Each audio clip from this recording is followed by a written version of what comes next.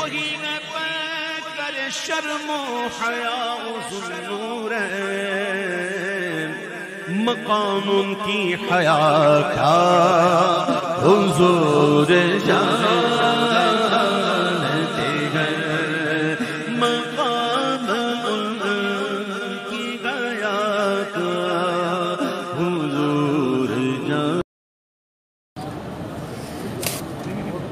اب دیکھیے یہ کیا ہے معلوم ہے، آپ لوگ جانتے ہیں کیا ہے یہ؟ نالین مبارک، کیا بولتے ہیں اس کو؟ نالین مبارک، نالین مبارک نہیں بولتے ہیں، نالین کا عکس بولتے ہیں، نالین کا عکس بولتے ہیں، نالین کا عکس بولتے ہیں۔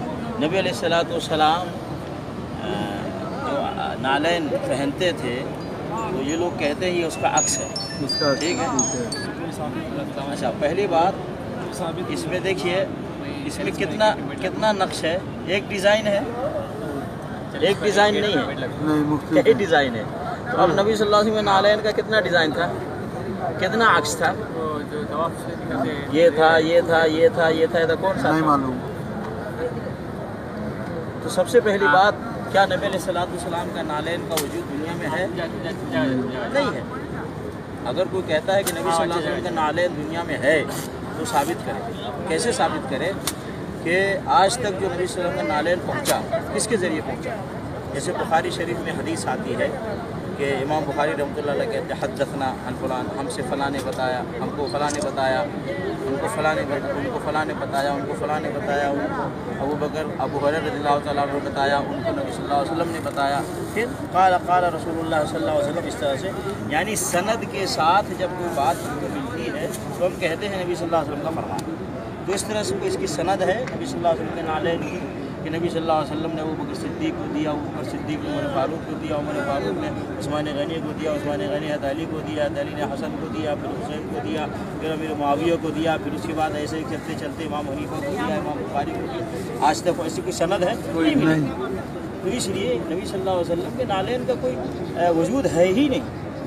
اور اگر کوئی کہتا ہے کہ نبی صلی اللہ علیہ وسلم کا نالین ہے، جھوٹ بولتا ہے۔ اور نبی صلی اللہ علیہ وسلم نے فرمایا من کذب علی متعمدا فلیتبوأ مقعدہ من النار، جو کوئی آدمی کسی چیز کی نسبت کرے نبی صلی اللہ علیہ وسلم کی طرف اور جھوٹا ہے وہ جہنم میں جائے گا۔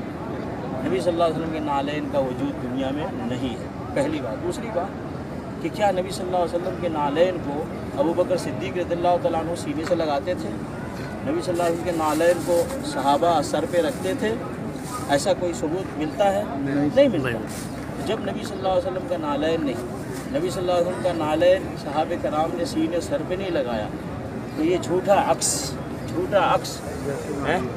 بعض لوگ سینے پہ لگاتے ہیں، بعض لوگ اس کو سر پہ لگاتے ہیں، بعض لوگ اپنے امامہ میں لگاتے ہیں اور کہتے ہیں نبی صلی اللہ علیہ وسلم کے نالین پہ عکس ہے۔ جھوٹ ہے، یہ غلط ہے۔ بلکہ یہاں تک کہ اس کی فضیلت بتاتے ہیں، کوئی آدمی نالین اپنے پاس رکھے گا تو گھر میں برکت آئے گی، گھر کی پریشانی دور ہوگی، اس کے کاروبار میں فائدہ ہوگا، اس کا کاروبار آگے بڑھے گا۔ تو اس سے چیزیں غلط ہیں بھائی، یہ سب اسلام نہیں، یہ سب دین نہیں ہے۔ نبی علیہ السلام نے نہیں کہا کہ میرے نالین کو سر پہ رکھو یا سینے سے لگاؤ، یا نبی صلی اللہ علیہ وسلم نے یہ فرمایا ہو میرے نالین کا عکس بنا کر کے سینے اور پر لگاؤ اور اپنے امامے پہ لگاؤ۔ اس طرح کی کوئی چیز نہیں ہے، یہ دین اسلام نہیں ہے۔ اس لیے سب چیزیں نہیں کرنا چاہیے، سب جھوٹ ہے، فراڈ ہے۔ حقیقت میں کاروباری بزنس کرنے والے لوگ یہ بناتے ہیں، بیچتے ہیں، پیسہ کما رہے ہیں، پیسہ کما رہے ہیں۔ اس کا دنیاوی اعتبار سے تعلق ہے، دین سے اس کا کوئی تعلق نہیں، دنیاوی اعتبار سے اس کو بنا کر بیچ کر پیسے کما رہے ہیں۔ اور اگر اس کو دین سمجھتا ہے تو وہ گناہ کرتا ہے، اس لیے کہ یہ دین نہیں ہے، یہ عکس ہے، حقیقت نہیں ہے۔ سمجھ گئے میرے بھائی؟ اس لیے ان سب چیزوں سے بچنا چاہیے، پرہیز کرنا چاہیے۔ نبی صلی اللہ علیہ وسلم نے فرمایا من عمل عملا لیس علیہ امرنا فہو رد، کسی نے کوئی ایسا عمل کیا میرا اس پہ حکم نہیں ہے، وہ ریجیکٹ ہے۔ نبی صلی اللہ علیہ وسلم نے نہیں کہا کہ میرے نالین کا عکس بنا کر کے سینے پہ سجاؤ یا اپنے امامے پہ سجاؤ۔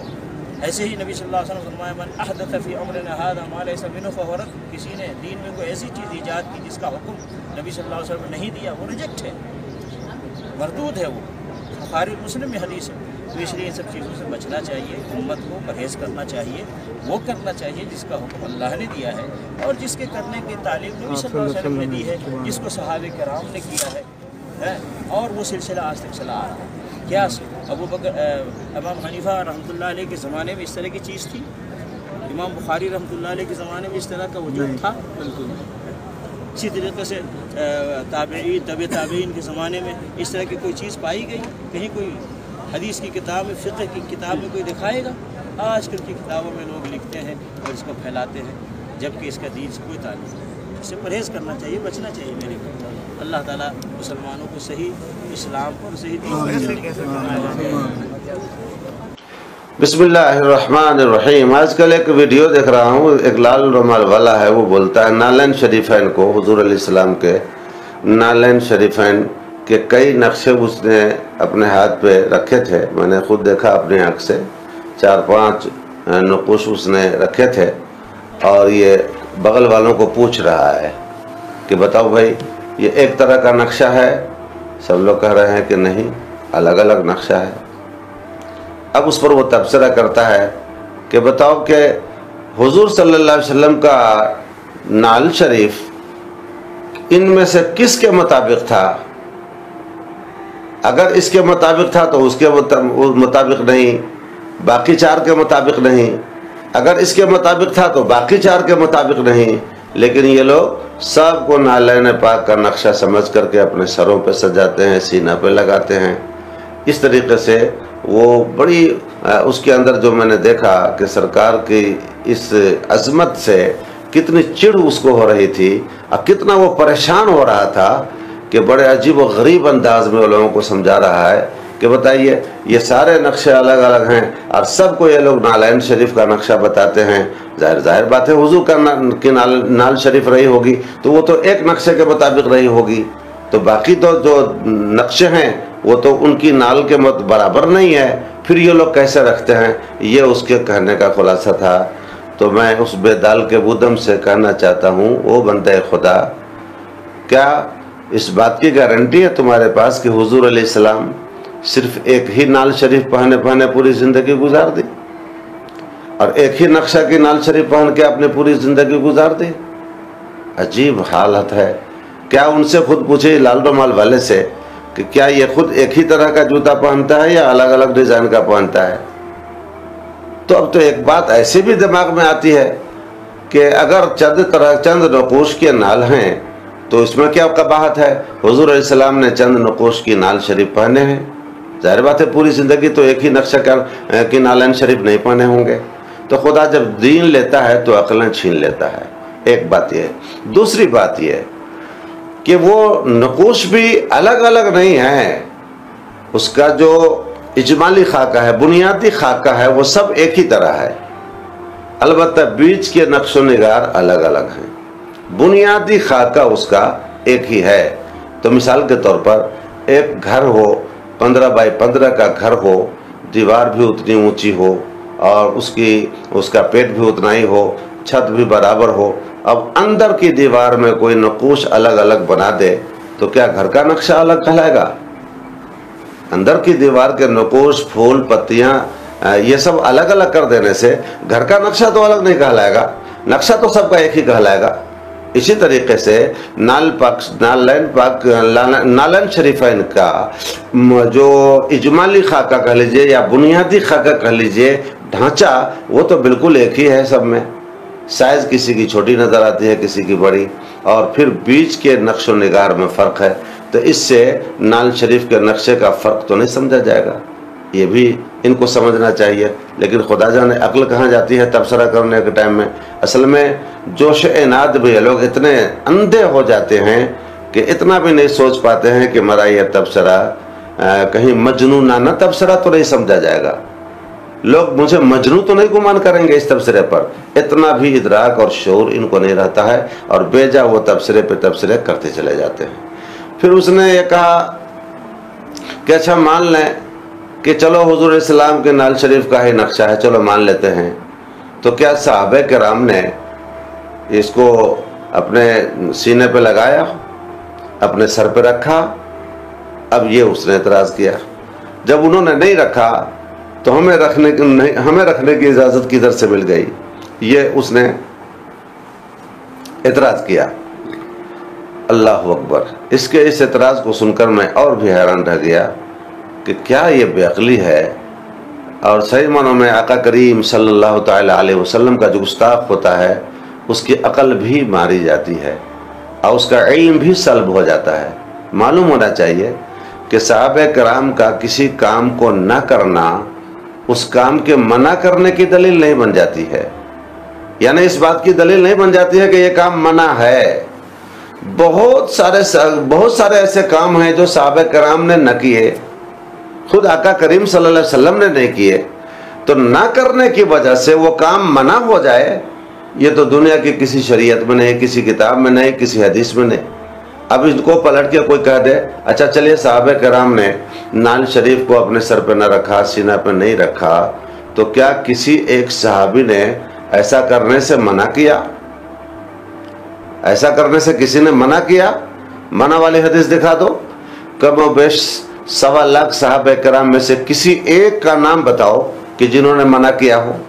تو جب صحابی نے منع نہ کیا تو تم منع کرنے والا کون ہو گیا؟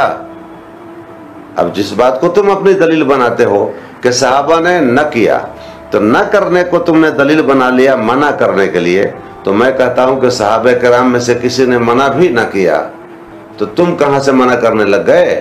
تمہیں بھی تو چاہیے کہ صحابہ کے طریقے پر چلتے، اور جیسے انہوں نے منع نہیں کیا ویسے تم بھی منع نہیں کرتے۔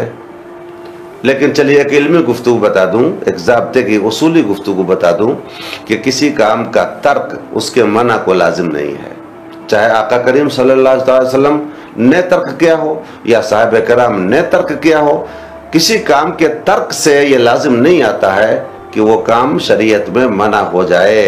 چنانچہ سرکار اعلی حضرت علی رحمہ و رضوان نے امام امام غزالی رحمۃ اللہ علیہ سے شاہ ولی اللہ محدث دہلوی رحمۃ اللہ علیہ کی عبارت نقل کیا ہے، حجت اللہ البالغہ کی ایک عبارت نقل کیا ہے انہوں نے۔